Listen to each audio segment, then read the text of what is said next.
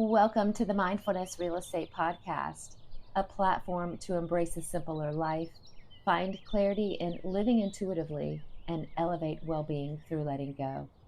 At MindfulNest Real Estate, our focus goes beyond the conventional realms of real estate transactions.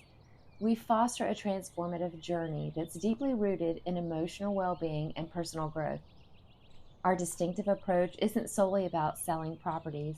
It's about guiding you through an emotional and practical journey towards your next life chapter. We believe that making a mindful move is more than just a physical transition.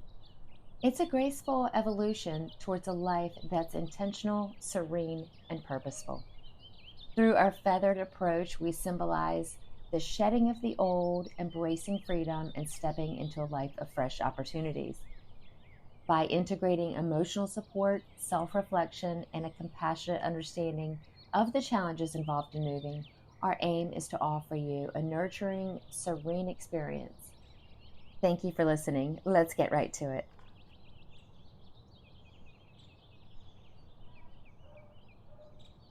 Today, we're diving into the nitty-gritty of creating a home that aligns with your true self. I'm your host, Katie Spalding, and today kicks off a 3-part series on tackling overwhelm and cultivating a simpler, more intentional way of living. Feeling overwhelmed, grumpy, and just not living life to the fullest, it happens. We pad ourselves with protections, accumulate stuff, and find ourselves longing for a simpler way. But what's clutter, really? It's anything seen or unseen that obstructs us from experiencing our true nature and living our best life. Let's get real about overwhelm. It's not just the physical clutter, it's a neurological cascade triggered by our ancient friend, the amygdala. This fight or flight response comes online in the face of danger, and unfortunately, there is no automatic off switch. It wreaks havoc on us, leading to procrastination, drowning in more stuff, overeating, binge watching TV. So, how do we stop this cycle?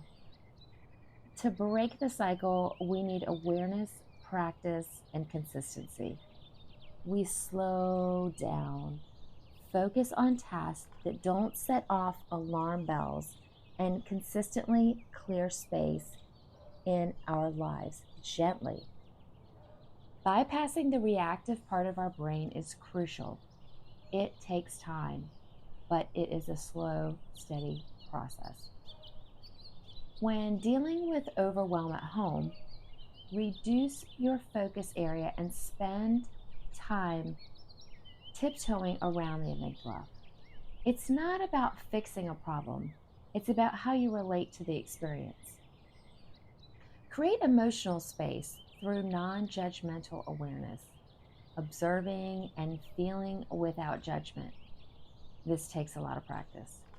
Shift from doing to being. Practice compassionate awareness and watch the spaciousness reveal itself. Now, let's dive into the false belief we often carry. Lack. It's an undercurrent driving our thoughts, our motivations, and actions. Whether it's the things we buy or the relationships we're in, lack can be running the show. Recognize it without judgment. Lack is where we fundamentally feel incomplete. Give yourself some grace. And here's the kicker. When we experience sadness, depression, grief, hopelessness, disappointment, rejection, or bitterness, these are the feelings that arise from a fundamental belief in lack. It's like a sneaky guest that overstays its welcome, affecting our emotions, consequently our environment. Let me share a personal story to illustrate how innocently lack can take root. Back when I was a child, about 8, 9, 10, 11 years old, sticker collecting and trading was all the rage. I had an impressive collection, a genuinely proud moment, a feeling of fulfillment, right? Until one day I visited stores that sold endless rolls of stickers, all sorts of types.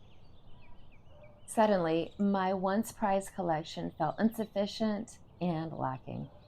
How could I have been so satisfied with my treasures one day, only to feel puny the next? It created a whirlwind of emotions and sudden onset of sadness. Our past generations were wired for survival, and lack served as a strong protection mechanism. And it was a good thing back then. But times have changed and we live in abundance now. Remove lack from your thinking. It does not serve you. We are the highest form of expressed abundance. The law of attraction reminds us that what we believe is what we attract. Erase the constant need to fulfill lack. It's just an outward reflection of what's already occurring within us. So, as we wrap up today's episode, I want to leave you with a few reflection questions to ponder. 1. Reflect on a time when you felt overwhelming emotions like sadness or disappointment. Can you trace them back to a belief in lack?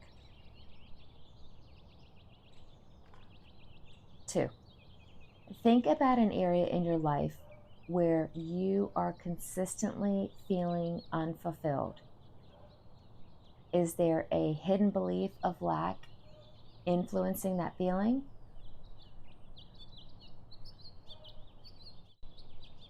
3. Consider a possession or experience that once brought you immense joy. Has the shine worn off because of a comparison or a new sense of insufficiency?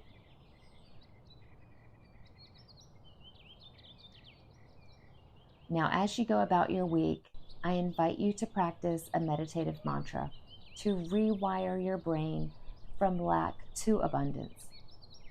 Whenever you feel the whispers of scarcity, repeat to yourself,